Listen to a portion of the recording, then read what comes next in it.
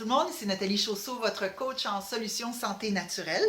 Dans la vidéo d'aujourd'hui, je vais répondre à la question de Caroline qui m'a posé son commentaire sur Facebook suite à l'article Manger très équilibré et avoir des problèmes digestifs quand même avec le ventre gonflé. Okay? Elle a amené un très bon point, en fait, que je pense que plusieurs d'entre vous allez vous reconnaître. Okay? Alors, elle dit, je tente d'ajouter des légumineuses à mon alimentation et mon ventre gonfle et j'ai des gaz à n'en plus finir. Le quinoa, pour moi, égale mal de ventre, je gonfle, gaz, même chose pour le tofu. As-tu une explication à tout ça? Eh bien, d'abord, Caroline, le tofu, c'est une légumineuse aussi. Okay. Alors, donc, tofu, légumineuse qui donne le ventre gonflé et des gaz, c'est normal, OK? Quand on vient au monde, okay, on produit des enzymes digestifs qui vont nous aider à digérer, évidemment, tout ce qu'on mange. Okay? Dans notre alimentation occidentale, on mange de moins en moins, voire pas du tout, de légumineuses. Okay? Donc, l'enzyme nécessaire à aller comme digérer nous aider à digérer les légumineuses, on la produit beaucoup moins parce qu'on ne la sollicite pas. Okay?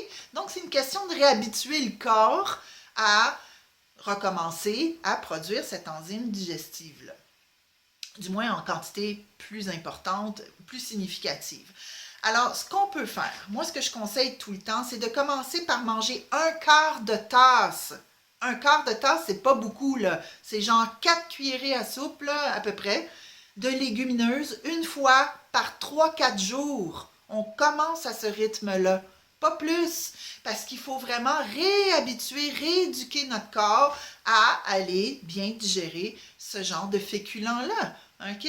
Donc, ça, c'est mon premier truc. Ensuite, une fois que ça se passe bien, qu'il n'y a plus de gaz au bout d'une fois par 3-4 jours, bien, on diminue d'une journée. Alors là, c'est une fois par 2 ou 3 jours, etc. Une fois par jour, un quart de tasse toujours, pas plus, là. Puis, à un moment donné, on est capable de prendre un quart de tasse le midi, puis un quart de tasse le soir, par exemple. OK? Donc, on y va progressivement, on rééduque notre corps. C'est pas plus compliqué que ça. OK? Puis ça, vraiment, ça devrait bien se passer. Si ça ne se passe pas bien, il y a des suppléments spécifiques à la digestion des légumineuses qui sont maintenant vendus en magasin. J'ai une cliente qui en prend. Véronique, elle va se reconnaître. C'est elle qui m'a appris ça parce que je ne savais même pas que ça se vendait, pour vous dire.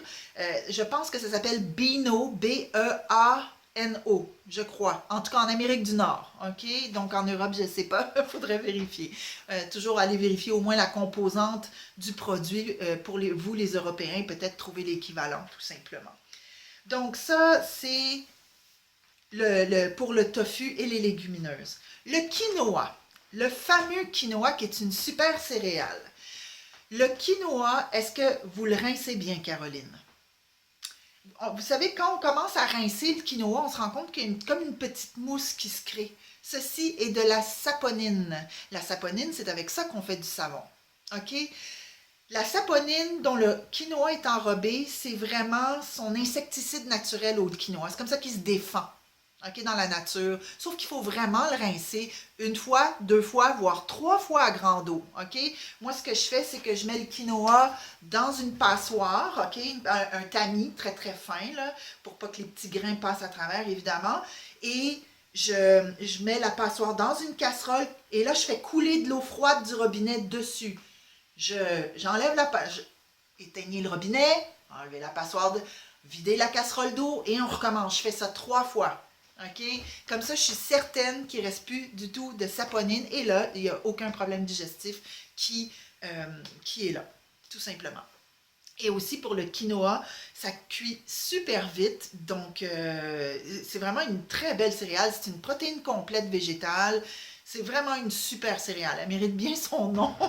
Alors, si c'était ça le problème, le fait que vous rinciez pas assez le quinoa, Caroline, ben réintroduisez ça dans votre alimentation parce que c'est extraordinaire comme céréale. Pas de gluten et plein de protéines, une protéine complète, plein d'acides aminés, donc, et puis c'est vraiment extraordinaire. Alors, j'espère avoir répondu à votre question, Caroline. J'espère vous avoir éclairé et je vous invite tous à venir poser vos questions sur les réseaux sociaux de Facebook, YouTube ou en dessous des articles de blog, j'y réponds avec plaisir. Et venez faire un tour sur mon site vermanature.com, V-E-R-T comme la couleur verte. Tourlou.